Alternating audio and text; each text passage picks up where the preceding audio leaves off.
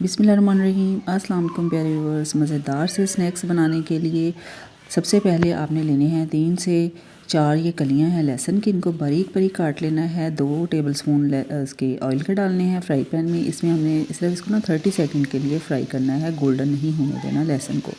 उसके बाद इसमें डालने हैं 3 टेबलस्पून मैदे के, और मैदा जो है उसको हमने इसमें फ्राई कर लेना है, इसको भून लेना है। ठीक है, इसको ना हमने मैदे को उस वक्त तक भूनना है जब तक जो है ना इसका हल्का सा कलर नहीं चेंज हो जाता और इसमें से कच्चे मैदे की जो स्मेल है ना वो नहीं ख़त्म हो जाती।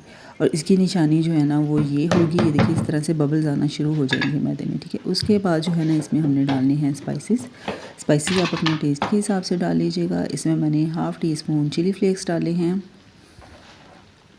हाफ़ टी स्पून इसमें मैंने नमक डाला है, और हाफ़ टी स्पून ही इसमें काली मिर्च पाउडर।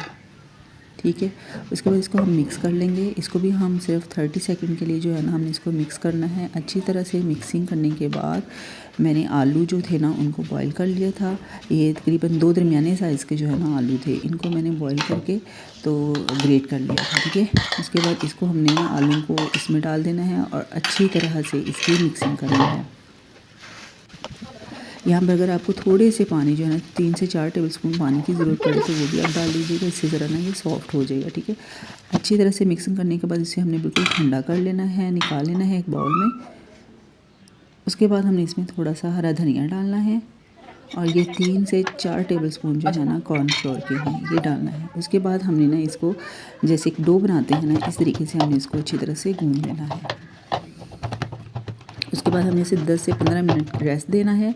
उसके बाद एक हाफ़ जो है ना इसमें से डो का हमने पेड़ा बना लेना है। प्लास्टिक का पेपर लेना, उसके ऊपर ग्रीस कर लेना ऑयल के साथ, और इसी पेड़ा उसके ऊपर रखना है, और दूसरे वाला जो होगा ना प्लास्टिक का पेपर इसके ऊपर भी उसको भी हमने ग्रीस कर लेना है। ठीक है, उसके बाद हमने इस तरीके से जो है ना इसकी रोटी बना लेनी है। कोई सी भी प्लेन प्लेट ले ले, पिज़्ज़ा ट्रे ले ले, कुछ भी ले ले, उसके साथ हमने ना इसकी जो है रोटी बना लेनी है। ठीक है, ये बहुत बारीक नहीं होनी चाहिए। उसके बाद इस तरीके से कटर है तो कटर ले ले, उसके अगर प्लास्टिक का इस तरह का कोई ढक्कन है तो इस तरीके से हमें जो है ना इसकी कटिंग। और उसके बाद एक छोटा ढक्कन और लेना है, उसके साथ हमें इनको दरमियान से जो है ना इसके डोनट्स बना लेने हैं, इसकी कटिंग कर लेनी है इस तरीके से। ठीक है, और उसके बाद ऑयल जो है उसे हमने लो फ्लेम पे गरम करना है, और इन डोनट्स को जो है ना हमने लो फ्लेम पे ही फ्राई करना है, और इनको हिलाना बिल्कुल भी नहीं है जब तक नीचे से ये लाइट गोल्डन कलर नहीं हो जाता।